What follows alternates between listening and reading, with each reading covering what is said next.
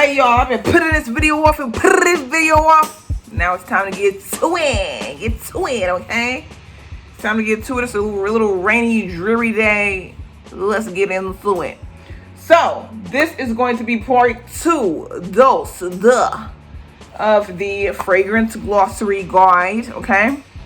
Do I have all the ones? I forgot one. Hold on. Okay. So let's get into it. You guys, you had some questions in the last video, so I'm gonna try my best. I'm gonna try. If I get it wrong, then go ahead, comment below, correct me, and then we can all learn together, okay? So, the first thing you want to know, what is a freaking EDT? You see that all the time. You're like, EDT, eau de toilette. What the freak is that? I'm gonna let you know. This is how I interpret it. An EDT, typically, it goes by oil concentration, okay? So the highest amount of oil or perfume concentration is going to be an actual parfum, okay? That is going to be like pure, super strong. It's going to stay. It's going to have lasting power. I don't know if they actually sell parfums anymore. I don't know where they are. I've never seen one. What you typically see is an EDP. I'm going to go down the rank, okay? This is parfum. This is EDP. That means eau de parfum. Eau in French is water. Oh, wait, is it? Let me see. L'eau. Let me make sure. I don't want to tell you guys wrong. I got my computer right here. I'm literally going to look it up. Eau in French means water. Yeah. So it's a water. It's a lighter version of a parfum. That's what eau means. EAU. That's what it means. And yeah, that's what it means. Eau means water in French. So you have parfum, you have eau de parfum. De is of. Water of perfume or something like that. The French speakers, correct me if I'm wrong, but it's a lighter concentration. It's like water mixed in, not really, but think of it as like water diluting the actual parfum, okay? And then you have underneath that, you're going to have EDT. So eau de toilette. Ooh, what does toilette mean? I don't know what toilette means. Toilette in French. Toilet. Look, I typed in toilet water. Lord. I don't think it means that. It has toilet coming up. I don't think it means that. But whatever. Parfum, eau de parfum, water of the perfume. Eau de toilette, which is a lighter version of the eau de parfum. So it's just more and more, it's diluting more and more. And then you get to what is a cologne. Typically, it's different. Think about it in women's terms. So like a Jo Malone scent, how it has, ooh, I don't have one. Yeah, I do. Right here. Oh! How Jo Malone has freaking cologne on there. That's even lighter than a freaking eau de toilette. So I don't own a parfum. I think they're very expensive or difficult to find. I think they were created, again, correct me if I'm wrong, back in the Disney when the royals didn't bathe as much and they wanted to cover that little stonky. They were smelling a little stonky. You know, they had them wigs. You had them wigs that would sit up on their head and it was a little stonky and musty and dusty. So they had to spray the body with that parfum. It was very strong, okay? Strong like a bull.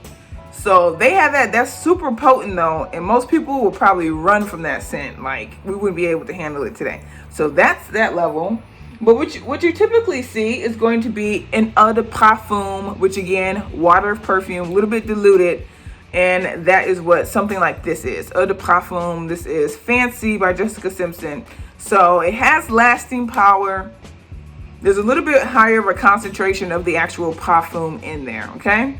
Then underneath that is going to be an eau de toilette, which is going to be something like pink sugar. So this is an eau de toilette, and then you have an eau de cologne, okay? So the way I want you to think about it is that it's how much you can actually spray these, okay? So if it's a cologne, spray crazy. Spray crazy. It's how much you can spray it. Eau de toilette, spray it a little bit less, but you can still spray crazy. It's not going to overpower. The parfum is probably going to overpower people, and definitely a parfum, which I don't have, which would be on top of that, will certainly overpower people, okay? So that's what you have to think of it that way. And then a body mist is even below there. So that's the way you think of those three. And I hope that helps. Let me know if it doesn't help, then I'll do a even more concentrated video just on that. And of course, if I'm incorrect, you can correct me, okay? Now, the next one that you guys had a question on is going to be, and you know what? I always say this, but I didn't realize that some people may not know what I'm freaking talking about, and that's important. A flanker and a pillar fragrance, okay? So when you have, say, a fashion house, a Versace, a Prada, Gucci, Hermes, usually designer. Let's stick to the designer because the niche world is beep, beep, boop, something else. Let's stick to the designer world. So think of those fashion houses, okay? When they make a fragrance that's really going to be like their staple fragrance and it's gonna be their top seller, that is going to be their pillar fragrance. Great example, Prada Candy. This is a pillar fragrance. It's been around a long time. It's well known. It's a staple fragrance. A lot of people know it. It's a pillar fragrance, okay? And let me read to you the actual definition of that. A pillar fragrance is a standalone fragrance meant to hold up the brand. That is, it's not a flanker, and we'll get to that. An example is YSL Opium, which has been followed by a string of flankers, including Belle de Opium and Black Opium and all these other things. Like the original is the Opium, okay? And the original, the pillar fragrance, is Prada Candy, okay? So then they build upon and they release all of these flankers, okay? For an example, a flanker of Prada Candy is Prada Candy Gloss. So this came out first, great bestseller. It's going to be a staple in the collection years to come. It's going to make a lot of money for the brand, a lot of notoriety. This is like a top seller for the brand. They make a lot of money off their perfume. So you have that. But then just to excite and then keep interest with the actual pillar fragrance, they release flankers, okay? So if you really like this one, they're trying to build upon, and it's supposed to be kind of similar in the same vein, but a little bit different. So this one's a very sweet caramel kind of scent and benzoin, which we'll get to. And this one is a flanker of the pillar fragrance, and this is a candy gloss cherry fragrance. It smells like cherry candy pretty much. But yeah, flanker, this is the OG. This is the pillar. So flanker is a sequel fragrance that capitalizes on the success of the master brand or the pillar fragrance. For instance, JLo Glow was followed by the flanker scents Miami Glow, Enduring Glow, First Glow. Many flankers are released as limited editions. Marc Jacobs does that a lot with like the where is it? Right here. Woo! Like how you have Daisy. Marc Jacobs will release a flanker of Daisy, which is limited edition. This is 2019 Daisy Marc Jacobs Oh So Fresh Sunshine. That's a limited edition one. Some flanker scents are variations on the original fragrance. They may share certain notes, and I think it's best when they do that. It's kind of weird when sometimes they do a flanker and they're completely different, but it is what it is. Others share nothing more than the same name. Flankers are usually packaged in the same bottle or the original pillar fragrance bottle, like how these two are both in that little, I guess I should open it up and show you. In the same bottle, but they may be done in a different color or a finish or a different decoration. So let me show you what I'm talking about. It's like how these two, it's two different sizes, but you can see it's like the same bottle. But this is the mama, did the baby. Pillar flanker, okay? So you got that. Another example that I brought is going to be Armani C. And then I don't have the top. This was a tester. But then Armani C Eau de Parfum Intense. Okay? So you can see this is the pillar, the flanker. They just build upon it. And something else very interesting to point out is this is an Eau de Parfum and this is an Eau de Toilette. So now you know what that means. A little bit stronger, a little bit lighter. Doesn't last as long usually. That's how it works. Eau de Toilettes don't usually last as long on the body because there's a lesser parfum concentration. Okay? So the next one that you guys really wanted to know about is going to be a note in fragrances, and this one is Heliotrope. Okay, so this is a flower, this is floral, but it doesn't always present itself that way. So it refers to more than one flower, but in perfumery, it usually refers to flowers of the family Heliotropium, which are said to have a strong, sweet, vanilla-like fragrance. So it's floral, but typically if you see that in the list of notes, it's probably going to lean a little bit sweet. So it's vanilla-like fragrance with undertones of almond. So vanilla and almond is typically how it leans, which is very interesting because it's a flower. It's a freaking heliotrope flower, but it smells like vanilla and almonds. And two examples that I have in my collection are going to be Poison by Dior. Do you have some sort of Pop Smoke? His song is stuck in my head. Rest in peace, man. That's a great song. Anyways, I love UK grime. Anyways, okay, Dior Poison. This has heliotrope in it. And it just has that very like, ooh, this actually smells really sexy. I didn't like it when I first smelled it. Deep, sweet kind of a scent. This is mixed with a lot of different things, but it adds a sweet, very deep, luxurious element to fragrances. So Dior Poison, if you smelled that, you've smelled some heliotrope. The other one that has it is going to be from Tom Ford, okay? And that is the Velvet Orchid scent.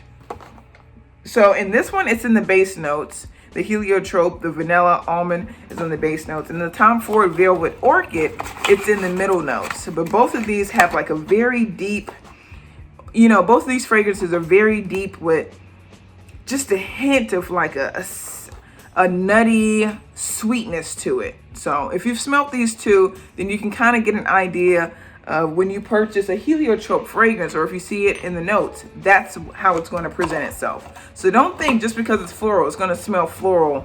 It typically I've never seen it lean that way. Another fragrance that has it is Byredo, the niche brand. They have a heliotrope fragrance. I've never smelled it, but I'm pretty sure it'll be spot on with how heliotrope presents itself and fragrances. Okay. Another one that you guys really wanted to know about is Ambroxan. Ambroxan. What the freak is Ambroxan when you see it in your fragrances?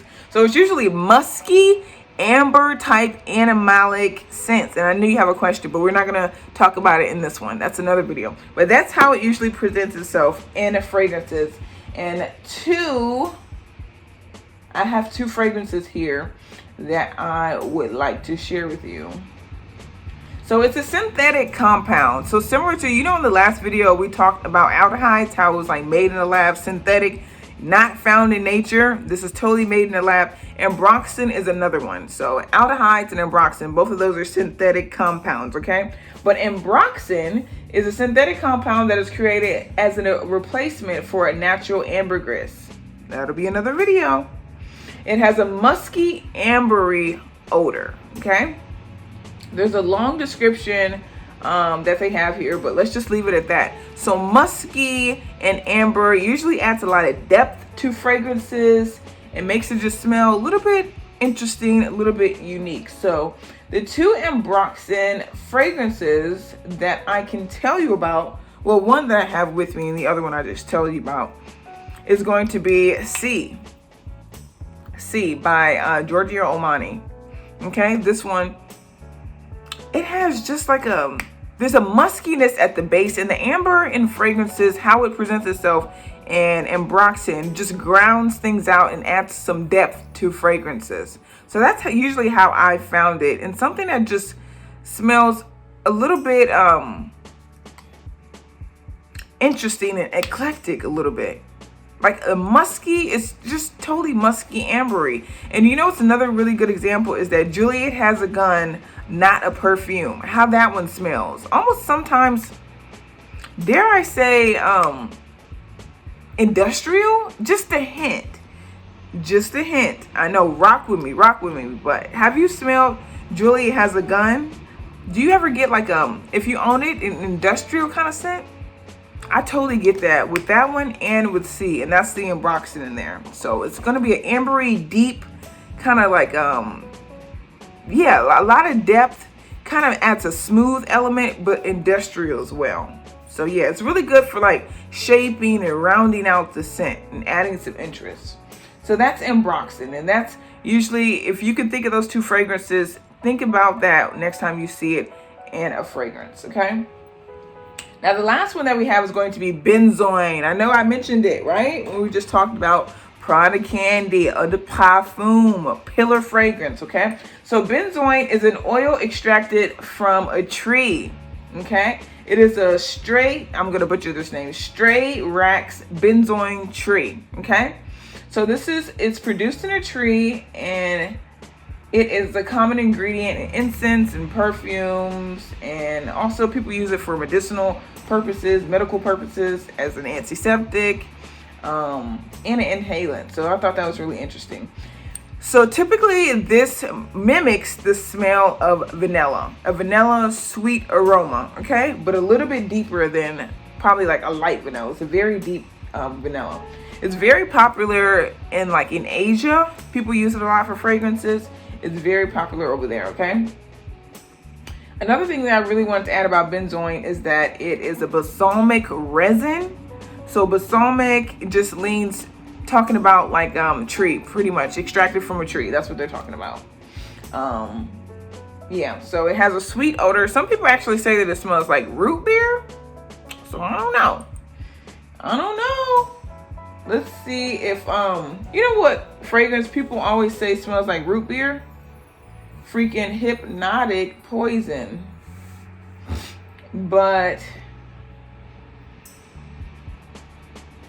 yeah, I didn't see benzoin in the notes for Hypnotic Poison, which I thought was very interesting.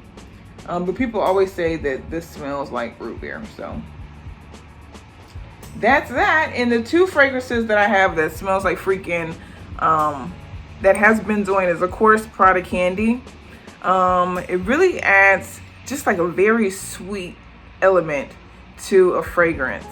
So you have that one. And then also I did a video a while back. I can like post it right here. But Ormai, it's a niche French perfumery, all natural, beautiful. They have a fragrance called Lèvres Bleu. I'm sorry. I just choked trying to say that word. Lèvres Bleu. Lèvres Bleu? I don't know. Anyways, they have that fragrance, beautiful fragrance. Literally, okay, let me read you these notes in this freaking fragrance, you guys. You're going to lose your freaking mind. This fragrance has lily, okay? It has mandarin, rum. That rum note, ooh, it's sexy, rugged, but still soft and feminine with the floral notes. It has iris, it has violet, it has a vanilla base. It also has patchouli, but just the right amount of patchouli, just to make it a little bit more expansive, a little bit of spice. Is very nice. It has cacao pod, and then it also has benzoin. And that vanilla base, how benzoin leans itself to be like a very rich, sappy kind of scent. Oh, it smells so nice. So if you can expose yourself to that scent, it's very nice. But the same benzoin is in this one as well. And I have to admit, it adds a lot of longevity to fragrances. Now, also, if you've smelled from the niche brand Les Exclusive from Deschanel Coromandel, okay? This is their like Chanel's niche line that they came out with, okay? I think I'm pronouncing it right. Coromandel, and they have a fragrance. Well, that's the name of the fragrance, but it has benzoin as well. But it's a very, very nice, luxurious, sweet, decadent, balsamic kind of woody, a little bit smoky, but sweet fragrance. So I love it. The notes in that one, let me read it to you. It has neroli, so it opens up very fresh, but it has neroli, bitter orange, citruses. They do not specify orris, that usually adds a powdery element, patchouli for a little bit of spice, rose and jasmine for the floral, to add some femininity in there, because this is for women. It also has musk, it has woodsy notes, the benzoin, so that sappy, rich, vanilla leaning note. And then it also has incense and white chocolate and freaking Tahitian vanilla. That's a good one, okay? And it's unisex. I heard a lot of men like that one. But yeah, so those are the explanations that we have today. I hope that helped you guys. And I'll